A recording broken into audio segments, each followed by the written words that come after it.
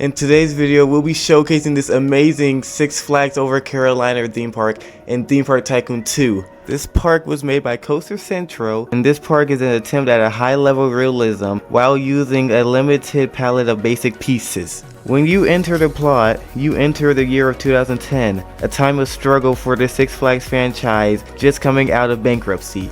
Experience some of North Carolina's greatest thrills with Batman, Superman, and Shockwave. Now let's get into the tour. Alright, then here we are at the entrance of Six Flags Carolina. Here we have the curator, coastercentral himself. Say hi. Hey guys, this is my park. Been in the making for around a month now, I'd say. I really locked in, and I really wanted to talk about the creative process I use for this. I used to always do heavy primitive stuff, but it would take like a single week just for like one building, and it was a lot. And I really just kind of wanted to dumbify it down, simplify it, and I started using the basic pieces, messing around with an entrance. It ended up turning into a full-fledged park, and that's what I'm bringing you guys here today. Facts. We are going to tour this whole entire park. We're going to ride every single ride, and we're going to look at the small details as well, such as backstage and all the little small coaster detail stuff. So here we are at the front midway. Over here we have lockers, we have the firehouse up or something, and then over you could here, say that this is this area of the park is called Hometown Square. It opened with the park. The park opened in 1976, and this entrance plaza was renovated for the 2001 season. The peak of Six Flags' spending spree. Nice. So over here we have all these old buildings, and then up here we have a little river looking nice over there. Then here we have flags. I have no clue what this is. I believe it's a restaurant or a gift shop, probably. I'm pretty sure it's a gift shop. Gift shop. There's a lot of very popular brands that Six Flags uses throughout their parks. You have Attitudes, Flags. They're like Six Flags' version of Target or something like that, and they're seen in pretty much all of their parks. There's also a bunch of one-off sort of brands, but pretty much every single store name here is a real store in real life. Nice. I never been to Six Flags, so this is a first for me. All right, so going down here, we are going to go down to this area over here by this log flume and the spinning coaster. This area is called Carolina, self-titled that way. This area was pretty much the oldest area of the park. It would have opened with the park, and this is Powder Keg, aerodynamics log flume. This would be like one of the debuting attractions of the park, and it's still standing in here today, surrounded by the steel giants that have since been opened. Alright, now over here we have this spinning coaster called Tony Hawk's Big Spin. So this ride it's the newest edition of the park. It would have opened 2 years prior in 2008, and Six Flags added 3 Pandemoniums. They're now known as Pandemonium, but when they opened, they were called Tony Hawk's Big Spin. And this would be one of them, and it opened here, and you can actually, in the queue line, you can see the footers of something that may have stood before, and over by the skate ramp, you can also see the foundation for what seems to be a station. That's on purpose. In 1979, Heatwave, a short shuttle loop, opened right down in this area, and it was really what put the park on the map in a way. And sadly, the ride closed in 2006, and construction hastily begun right after demolition, and in its place, Tony Hawk's Big Spin opened. So when you're looking at the area with the log flume, and then you go into the Tony Hawk area, the ride feels out of place, and that's done intentionally because, I mean, it was a last-minute decision pre-bankruptcy. Right, so let's go ahead and let's get a ride on this coaster.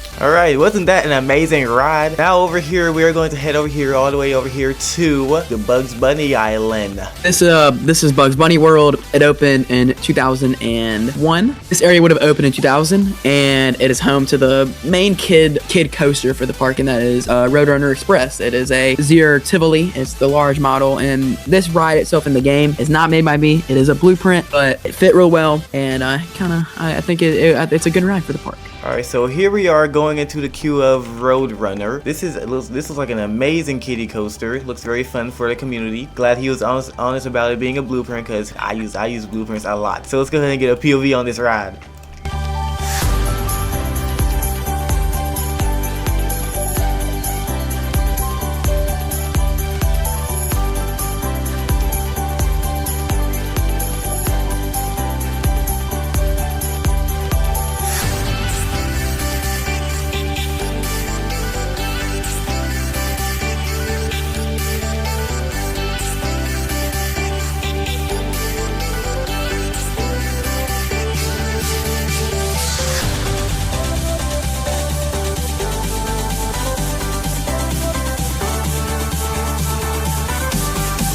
Alright, wasn't that such a cute kid coaster? Very nice and smooth. It's a very Hispanic Spanish theme, very similar to the likes of Six Flags Over Georgia, which is now the DC Universe area, but before that it was a Bugs Bunny World and it had a very Spanish theme, so that's what this is mainly inspired by. There's a building with a bouncy house, and you got the Carrot Club restaurant, and I'm really proud of how this area turned out. Very colorful, lots of things to look at, and yeah, but the main attraction of the area is Roadrunner Express. Alright, now going over here, we're gonna go by this Floralist and Boomerang area. We're passing right now the Grand Ole Carousel. This would be another opening day attraction. The building is very big, and you can see it from all over. I really like how it's positioned, and there's also two ways to exit the Bugs Bunny World. You can enter through here by the theater, or you can exit under the Boomerang like we just did. But this area that we're entering is now called County Fair. This is another kind of older area that opened with the park. And in front of us is Shockwave, which is a B&M stand-up coaster. Another bit of history. When this place opened in 1976, there used to be an Aero mine train coaster called Carolina Calamity that was here. That was removed in 1991, and in its place, Shockwave opened.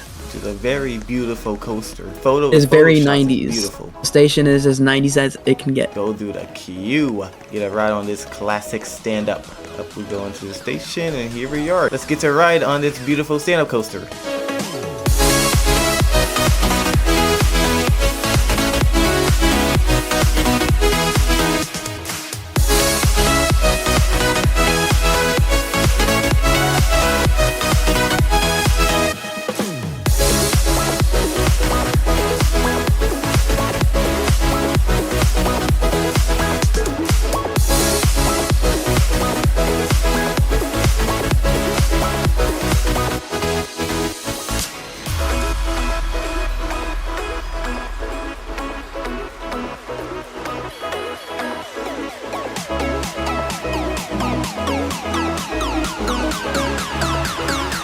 Wasn't that an amazing stand-up coaster? Just look at the detail of the station real quick. Like, all this made without perimeters. Like, these bins, not perimeters, they are in-game. Over here we have this elevator, amazing. We got the control room over there, absolutely amazing. Now we're gonna go down here to this exit, and then here this will be where you get the ride photos, but obviously the cameras do not work. So over here we're gonna go now over here to the Boomerang called the Boomerang. So we passed by like some midway game stalls, and then you have the Boomerang itself with a nice fresh coat of paint, purple and blue supports. Very nice. Yes, absolutely amazing. This is yet another blueprint. It's a very good blueprint. I really enjoy it, so I thought I'd have it in the park. I appreciate the honesty again. So let's go ahead and get a POV on this Boomerang.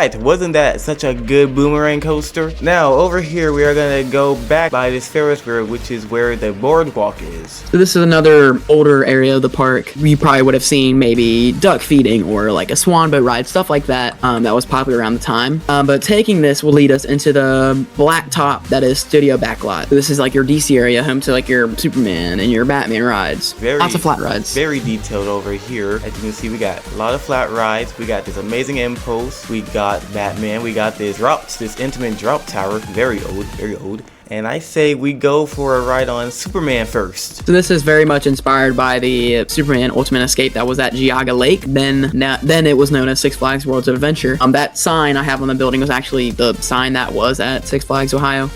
This is not a blueprint. This was made by me. I'm very happy how it turned out. I am too. This station is very nice. Really like it. So I say we get a ride on this now. And tell me what y'all think about it in the comments.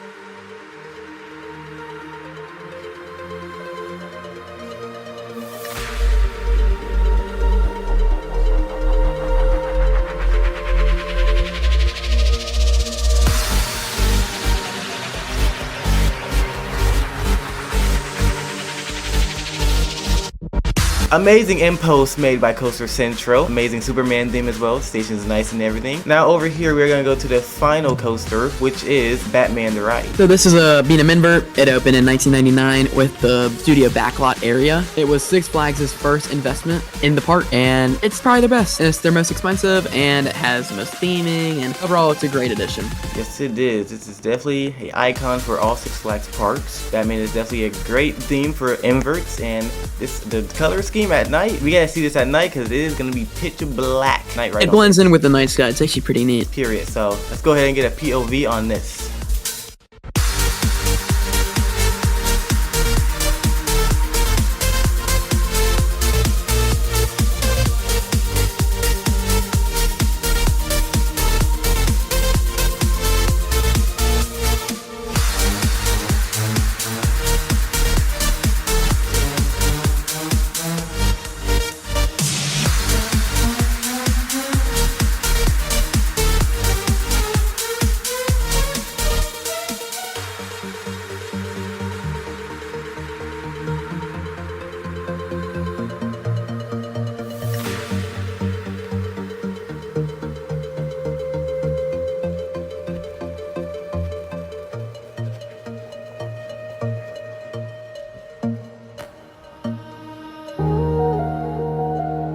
Alright, wasn't that an amazing Batman the Ride Inver coaster? Now, leaving the station, which is an amazing station by the way, we are going to go over to Frontier City? Harbor Town. Oh, my bad. This is the tallest attraction in the park, Tower of Doom. It's an Intamin giant drop. It's 200 feet at the top, and you get great views if it was working. Very detailed as well. And then right here is Harbor Town. This is a horrible attempt of theming by Six Flags. It's just upcharge attractions, got go-kart, Darlington racers, and then you have Sky Coaster. This is what I'm scared of.